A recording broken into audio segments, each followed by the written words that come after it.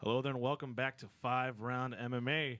My name's Alex Mares, alongside Albert Cita, Guillermo Cita. Today we got a whole bunch to talk about. UFC 167 was Saturday. Some people say robbery was actually Johnny Hendricks got robbed from his No, when you talk about robbery, I mean Rory MacDonald got robbed of his victory. It's what you mean to say. Yeah, I find it funny that the 2 days after we're talking still not about GSP retiring, not about Johnny Hendricks losing the belt, but like the hot topic here at 5-Round MMA is Rory Mac. And that's just because of Albert. Albert's the biggest Rory Mac fan. Well, I like how you wore the shirt today. Nothing but hype. All the hype. But you're on Rory Mac's... I'm off the wagon. But I'm before glad. we continue... Yeah. So officially off. I was never really on it, so... Oh, he's still What on do it. you mean off? off, on still. I'm never really on But it. before that, No Shade November, so I still have like my the mustache. mustache, yeah. I still have the mustache going. Albert's actually... The thing he actually was most sad about was Josh Koscheck getting knocked out. So before we even continue that, he has a good picture with him and Josh Koscheck. I don't know why we have to bring that up. That's what I wanted to put on the show with. I hope we bring it up as a graphic after. But UFC 167 as a whole, Guillermo, was the card successful? You thought entertaining? Was this worth the 20-year anniversary? No. Should have been better. It wasn't even worth my $40, honestly. I'm gonna pay the pay-per-view again. Well, but I was excited for the GSP Johnny Hendricks fight and Tyrone Woodley knockout of Josh Koscheck. But other than that, I was not impressed by a lot of the fights that took place. What about you? Was this card worthy of the 20-year anniversary, the culmination of I don't think it was worthy events? of that title, but I think there was some good fights. I mean, not necessarily the pay-per-view itself. I mean, we did get to see Eric Perez back in the picture. We saw the debut of Sergio Pettis. We saw Jason High, where I'm pretty sure you guys didn't pay attention to that fight, but I thought that was a promising fight right there. And then, of course, Don Cerrone versus Evan Dunham. What about a former title contender, Talis Leites? He's back. Yeah. He's back? In Ty's latest form, he was trying to submit him and drag him to the floor any means possible. But a good thing you went back down to the preliminary card because Rick Story... back in the winning circuit. Albert's such a Rick Story fan, and I don't know why. First of all, just because he beat Johnny Hendricks, that's the only credibility. Other than GSP, he has beat Johnny Hendricks, and I think he literally beat Johnny Hendricks. When did he beat Johnny Hendricks? He beat Johnny. Let me get the date for you if that's what you want. Yeah, I want the date. But while he looks up the date, he forgot to mention Rashad Evans. We weren't in the pay-per-view yet. Oh yeah, well the prelims. Eric Oito Perez came back and then came back strong. He still worries me because I'm a big fan of his, but he keeps his hand down a lot. Yeah. His hand's down. He beat Johnny Hendricks December 4th, 2010. And it was unanimous decision. Oh, okay. It was no split like the Rory MacDonald, Robbie Lawler fight. Okay. It was unanimous. That means there is no doubt that he won. Just letting you guys So we know. talk about Rory MacDonald a little bit later on. No. I just gotta keep making sure you guys know what's going on. So Eric Perez back in the 135. I think the UFC really wants him to be successful. I mean, if you listen to the commentary, Joe Rogan was really emphasizing all of his visuals on Eric Perez, how he's improved, different kind of game plan. Yeah, I think there's still Edwin Figueroa was just kind of there, fighting. Yeah. Oh, every once in a while, Edwin Figueroa's got a chin, or he really has to scrap. Look at the Goito's technique, real game plan here. So you can tell the UFC wants him to be a star. And do you guys think Eric Perez is a star in the making, or do you think he's still? He's only 23 years old, but is this like a little too much, like too hype, too soon? He's the only Mexican-born star in the fighter in the UFC. So is it too much pressure for him? You think, now? I think so. I think it's too much hype now. I think the last fight showed that he let the pressure get to him because that was a horrible performance. But I think the one prior to this, right? I think he had a very important point, which was he is improving. It's not like he's taking steps backwards. 23 years old. He's 23. Not everyone's a phenom. Some people do have to just kind of he still has time, but I think it's too much pressure on him right now to perform. Yeah, they didn't put the strap. They didn't put the strap on AJ Styles right off the bat. They kind of let him enter. Little TNA reference. Yeah, I know. So in 2014, you see him maybe at the end of 2014, maybe being in title range, in title contention, or it's still 2014 still a growing year for Eric Perez. I would hope so. Stack division. Will he crack the top 10 in 2014? Yeah, I think he'll be top 10. He'll at least be not the top 5. No. There's no way. I think a reasonable goal is he fights someone in the top 10 by the end of 2014. Oh wow, not even in. I think he fights 2 more times. Someone that's outside the top 10, and then maybe he finally gets a nice, good opponent by the end of 2014. Yeah, and you have to just be consistent. I mean, like you can't just lay a goose egg on like he did in the prior fight. And let's keep in mind too. Now we know he's kind of injury prone too. I mean, yeah.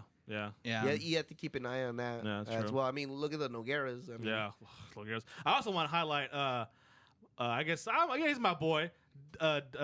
Donald Cowboy Cerrone, successful once again. He did a really good job, and Evan Dunham is no joke. Guillermo's not a fan of Cowboy. I'm not a fan of Cowboy because he beat someone he was supposed to beat. Exactly. Submission, triangle choke, second round. When it's someone to his caliber or someone he above him, he doesn't show up to the occasion. So if you saw against Anthony Showtime Pettis, pretty much just said, "Hey, I'm here if you want to take me out." And Anthony Pettis told him, Anthony Pettis, "Okay, I'll give you a little cheap knee to the." But is he sticking firm to his drop down to featherweight? He should. Because he looked pretty skinny. Like in the post conference, he said he's going to meet with his dietitian. Yeah. And if he can healthily make the weight cut to 145, he said he will stay committed and do that weight cut. Yeah. If for some reason they say, hey, you know what, you can't do a healthy weight cut, then he's gonna stay at 155, but he made a little comment. He's like, 155, 145 don't matter. I'll fight whoever. Wow. Yeah, he'll fight whoever, but at 155, it's just too stacked on top, and So, I don't see him. But I think at 155, he's like Guillermo said, he's kind of stuck at the bottom. Yeah, half of he's the not division, going right? to challenge for the title. So Yeah. at least if he goes to 145, It's a fresh face, fresh fighters. and we right? can see if maybe he can compete against those guys. Yeah, I know. Before we get to the meet, I think we still need to talk about Sergio Pettis. Oh yeah, I wasn't like I'm not gonna lie, I fell asleep during the fight. Really? I actually I wasn't like big impressed by him. He's a solid fighter, Yeah. a great fighter. I thought he lost the fight, to tell you the truth, but he did show a lot of potential. Mm. So as far as potential, I thought it was promising. just like his brother. You said? Yeah, he was easily taken down, and but good on the ground. good. Yeah, once you put him on his back, he's pretty good. But I thought that he was very acceptable to take down very easily. But there's a lot of promise I saw in him. And like he's only 23 too, or Yeah. Well, I think he does have. He's not, 20. 20. Yeah, Anthony Pettis does have a big shadow, but if Sergio Pettis can stay healthy, Oh, yeah. unlike his brother, I think because Anthony Pettis is like super injury prone now. And I think he's in a perfect division, which is the bantamweight. Yeah. And the bantamweight, as we know it, is kind of like Well, there's two champions right yeah. now. And then other than Uriah Faber, Yeah. so beating everybody, so we so. need names in the bantamweight. Yeah. I think people are like, say, oh, can he, is a brother, stand on your brother's shadow? I think he can. Yeah, I'm pretty Because sure. like, Anthony Pettis is always hurt. So Well, I would comment more, but I really fell asleep. I'm not even kidding. After the first round. yeah, you guys want to talk about the main event? The main card. Yeah. I mean, flyweight bout? Tim Elliott lost. Had a weird game plan. An odd fight. It's Ali. I thought it was Nurmagomedov. entertaining though. I mean, like it was back and forth, and his just technique was to. All flyweight fights are Yeah. entertaining, I think, and this is. I think now, like the flyweight's getting kind of a little more interesting now, right? Well, I'm glad that finally, like Joe Silva or Dana White, finally Took your word.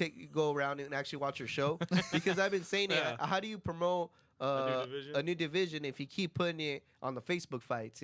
Yeah. I mean, let's keep it real. Who really watches the Albert. Facebook fights?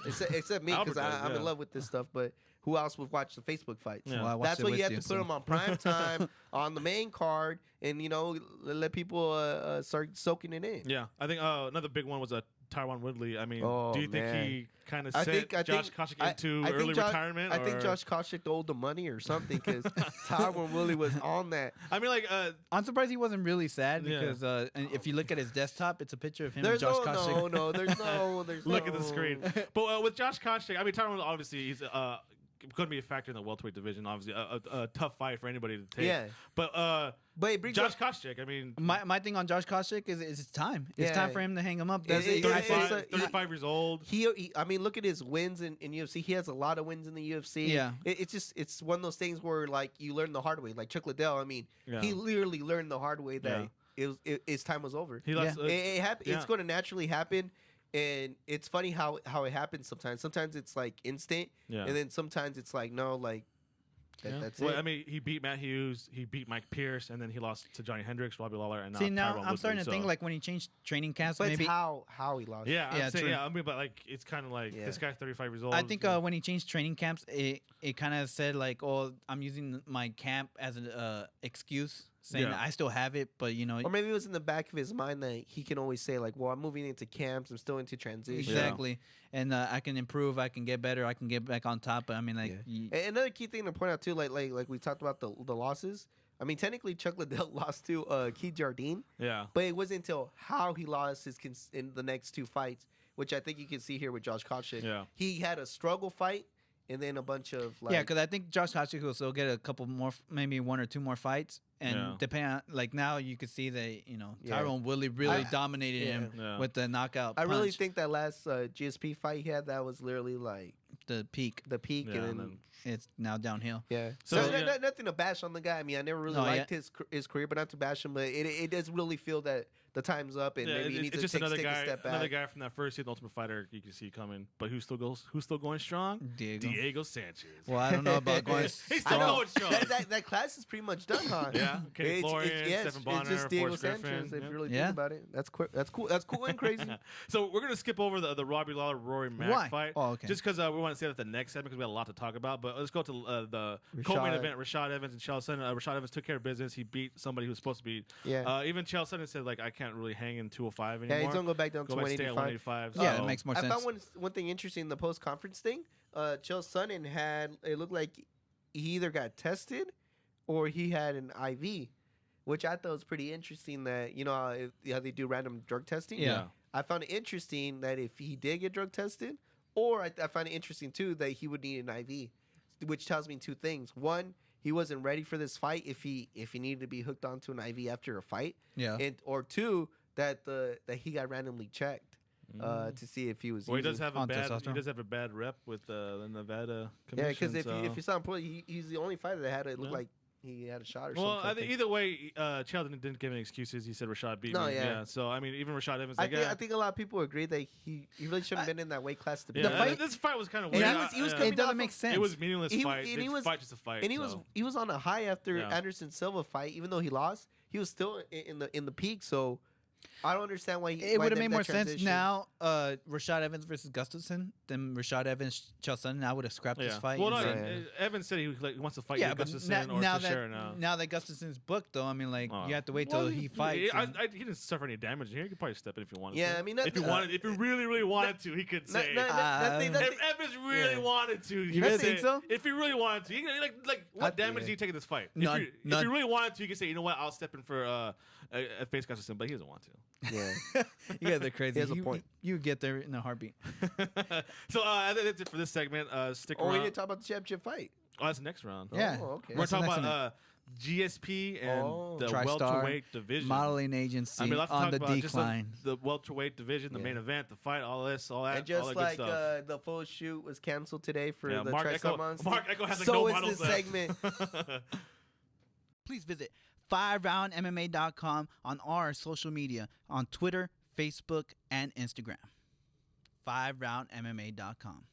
All right, welcome back. So UFC 167 should have been a night to remember for the TriStar model agency, right? You think the game plan was to have UFC right off into the GSP right off into the sunset, decisively beat Johnny Hendricks right off to the sunset, and hopefully Rory Mac win his bout with Robbie Lawler, and then take realm of the welterweight division, but yet that did not happen at all. Yeah. And I never see that happening ever. Ever again? I mean, well, Rory MacDonald will never be the welterweight champion of the world. Or a champion at all? Well, maybe a champion. Remember, they're talking he could go to 185 and dominate there. Yeah, he could that's go possible. 170, dominate there. The Canadian Psycho does whatever he wants. Plays with his food. All this good talk. I know. No, there's no way. He doesn't know how to chew his food. And he bites off more than he can chew? Yeah, he bites off more than he can chew. So all right, so Albert, I mean, you obviously, if you listen to the show, you've been a Rory Mac fan since day one. What happened? Well, is Robbie Lawler that good? Is it 2002 over again? I really, it is. First of all, before people get crazy, it was a split decision loss. Okay. Loss is a loss no matter what, but go ahead. The second thing is that I really attribute it to coaching.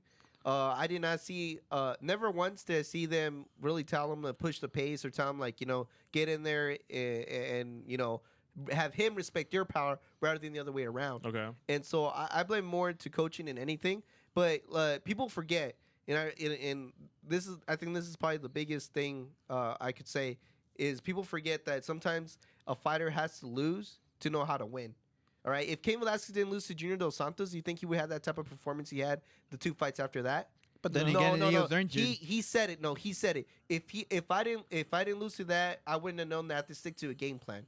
Okay. that revolutionized. But- let me finish my point.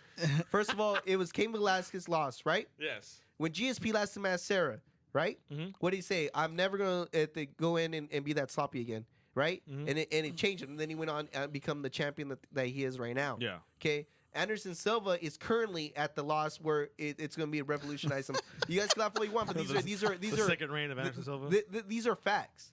Sometimes you need a wake up call. No, it's true. You need If anything, this is a wake-up call. This is This is Rory a Mac's second wake up call. no. How you going to say it's a second wake up call? He had that Carlos Condit fight. And one since in that, hand. 1, 2, 3, 4, 5, 6 wins. So he learned from the Carlos Condit fight that he can't give out at the end. Yeah. Now in this fight, What do you learn from this one? he has to get that killer instincts back.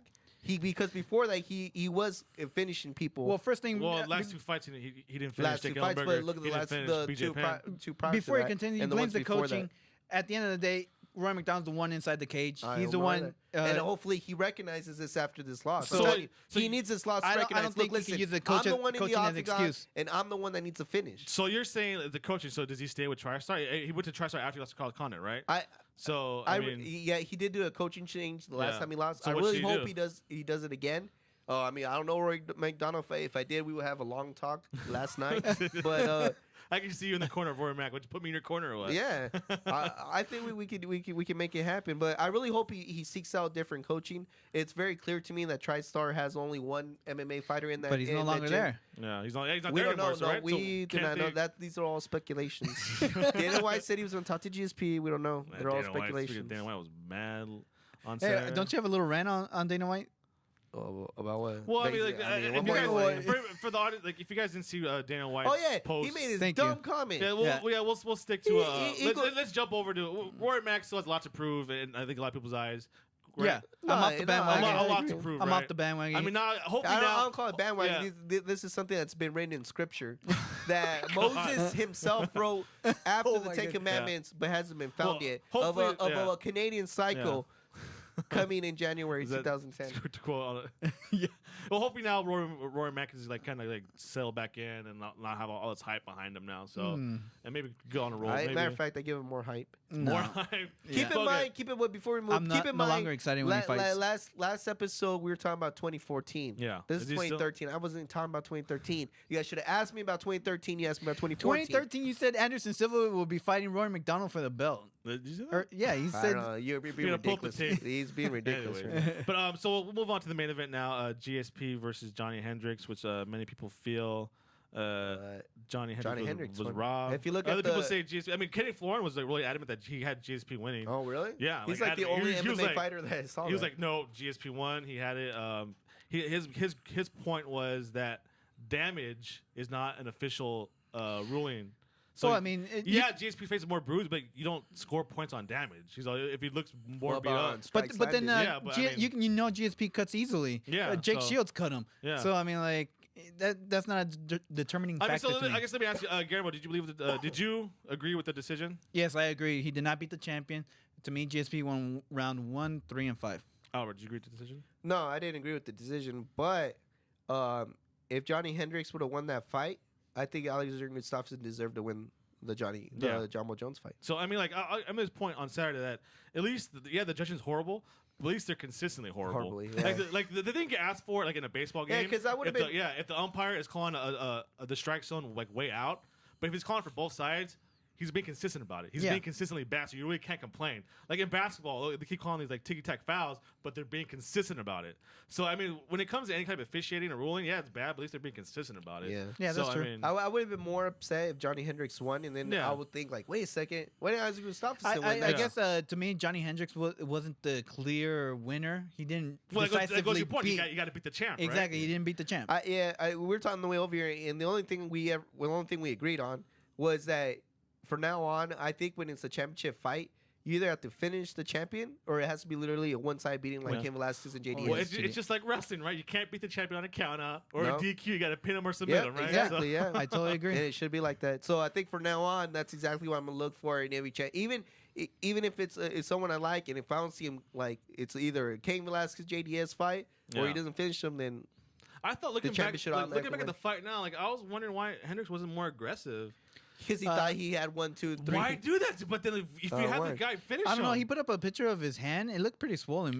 Well, he said he had an interesting thing Twitter. that said on post conference, which he said I was only punching him 70% Why? because he knew it was going to be a 5-round fight, so he didn't want to really throw all his eggs in the basket in the first couple of rounds and then burn out. So he said he was throwing 70% in the very beginning. And then what? And He got tired or what? Well, I don't know. I think they gave too much credit to where he rocked supposedly GSP in the second round. But I mean, like if you watch, he buckled his knee. I tore my ACL. You buckle your knee just a little bit, and you're already like super scared. So I mean, like it was free shots for Johnny Hendrick. Yeah. And he couldn't finish him. So I mean, like if you can't finish him there, he doesn't deserve to win, in my opinion. I know. Then post fight, Dana White was basically called out the Nevada State Athletic Commission, calling him, I think, I'm paraphrasing here, but pretty close to the quote, the worst athletic commission ever, and that he's actually scared to bring fights here, and that he doesn't know if he's ever going to come back to Nevada. Yeah. I mean, this is the fight capital of the world, basically. You can't ignore Las Vegas, but he made his home in Las Vegas. I mean, but he said too, like, well, I don't know here, but they clean up their act. But I mean, just because he didn't agree with the decision, that's why. But he agreed to the decision of Johnny Bone Jones. Yeah, That's what I'm saying. that's fine. That's so the Toronto and commission, If he's okay with it, then there's no problem. Which more irritating for me was he said a comment saying like, okay, when they have matches this close and controversial, they owe it to the fans to see an immediate rematch. But yeah, John Jones? when it's his little BFF. John Bone Jones, I guess that doesn't take into consideration. It's whatever John Bone Jones says. Yeah. If the little paper champion wants to move on, if he wants to move on, then it's okay. Yeah. but when you get not about the fights, it's about the money. Yeah, but then, like, think about it. You get Frank Yeager, how many rematches? Yeah. And when you get your biggest draw, GSP is the biggest draw in this company.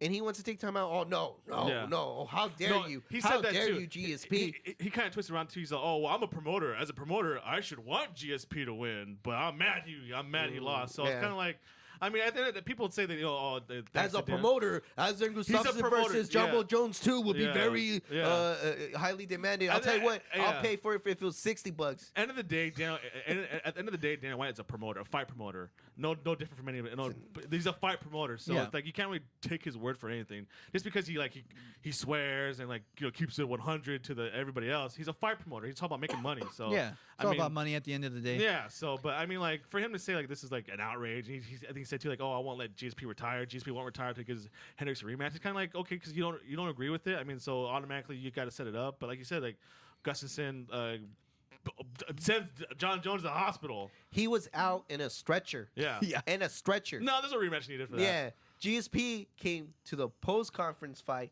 in a nice suit, already stitched up, but yet your champion, your paper champion, had to go to the hospital on a stretcher. So this is not saying we agree with the decision, but just the evidence. You got to keep it consistent. Like we're saying, we can consistently be consistently bad. I got a question for you guys. Yeah. Now what?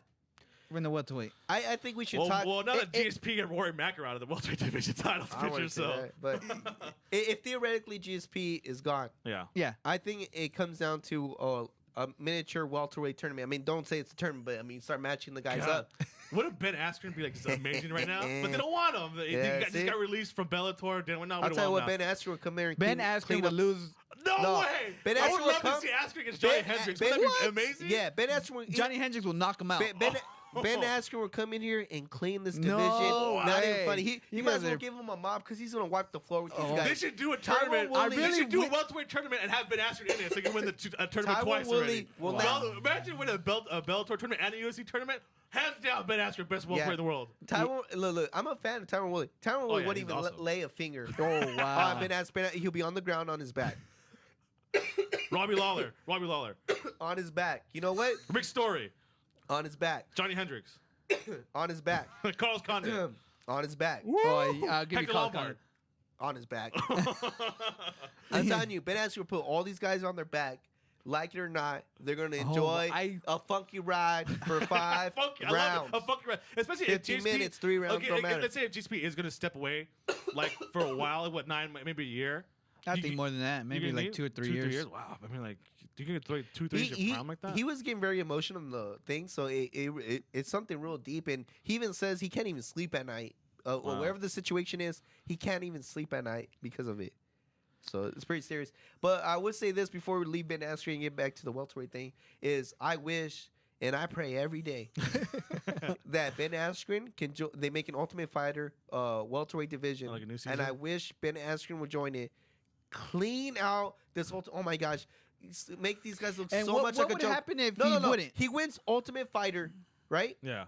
And then he goes and clears out the welterweight division just to put more egg on Dana White's face. And And, Bjorn's if he face. doesn't do it, Huh? and if he doesn't do it, I 100% agree that Ben Askren I don't can think do it. I don't think Albert's thought that far ahead. No, I will bet There is whatever no one. you That's want. that one scenario. No, that's the only scenario there is. I mean, so Guillermo, what do you think about the welterweight division now? I mean, GSP's. I mean, like you said, he's very emotional. He doesn't look like. I mean, GSP's the type of guy like once he makes up his mind, he's not gonna Yeah. change it. pretty much I only see one person holding the belt, Who? and that's Johnny Hendricks. Not Carl. I thought you're a Carlos Condit fan. Yeah, now. that's the only person that I can see ever challenging for the belt.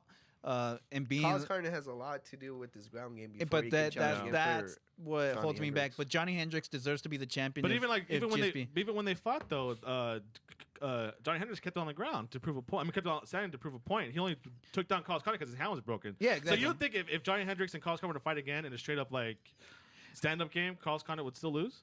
Uh, I think Carlos Carter still has to learn in more ground. I mean, he the thing really about Carlos Condit, he has a chin.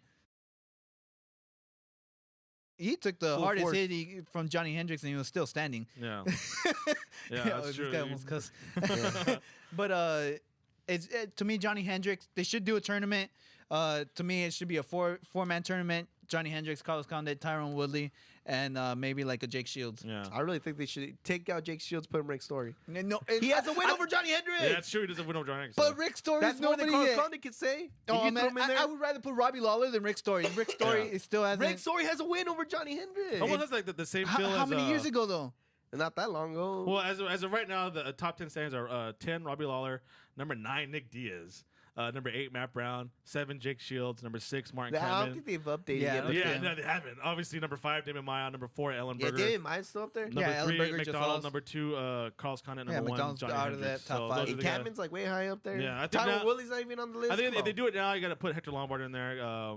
Yeah. But Rick Story apparently. Yeah, I know. Maybe yeah, you do. Hector Lombard versus Rick Story for elimination No, fight don't do that. Don't do that. into the tournament or Because something I like want that. Hector Lombard to win too. Why can't they have two champions? 2 champions. But apparently the welterweight division is going to be on hold until GSP makes up his mind. I think he has his mind set up. I No, think I guess if not. Dana I'm White sorry, can convince him. until Dana White comes to terms, the realization that GSP is going to be gone for a while. Yeah, I know, but or forever. Yeah. Well, we won't be gone forever. We'll be gone for just 1 week. Until then, make sure to follow us on Twitter at 5roundmma. Go to 5roundmma.com for our weekly articles, our weekly web show, and also check out overtimedansoden.com, the first place you see our articles. Overtime when we talk sports. Make sure to follow us on Facebook. Like us on Facebook. Yeah. We're also on Instagram, so like our photos there. Follow us Yeah, there. if you hit this little button over here, you can subscribe to us on YouTube. So Oh, yeah, subscribe to on YouTube. Also, you virtually put it now. yeah, it's right here in the corner. It's that logo behind your head. So click on that. Subscribe to us on YouTube. Also, download our podcast on iTunes and subscribe to us on iTunes. And I want to give a big thank you to all of our sponsors, Honey Badger Performance Energy Drink. Go to drinkhoneybadger.com and get the most out of your workout. I want to thank, who else? We got MMA Victor, Fantasy MMA. You guys give it up on your basketball teams already, right? Yeah, Yeah. I called it It's quits. It's like too too much much 10 checking. games into the season. Too much checking. Yeah. I have to change my lineup every day. So MMA Victor, weekly MMA events. Has all the UFC ones, Bellator, Glory, all that good stuff. So World Series of Fighting too. So make your picks. Get some bragging rights, get you and your friends. I want to thank the Madhouse clothing line. Go shop themadhouse.com and follow them on Twitter at the Madhouse MMA. Clothes for the fighter and fight fanatic. And a big thank you to Top Rated MMA, makers of 100% American-made MMA apparel. Go shop topratedmma.com and follow them on Twitter at Top Rated MMA. Albert. Just want to thank our producer Guillermo Cita, our sound engineer Razzo over there, Steven Steven Razzo. Razzo with Razzo Records. Hit them up, and our engineer Ollie the Trolley. And hopefully you'll be all right next week. The Rory MacDonald No, I'll be fine because, like I told you, I read the manuscripts already. And thanks everybody for listening. Cream of the crop.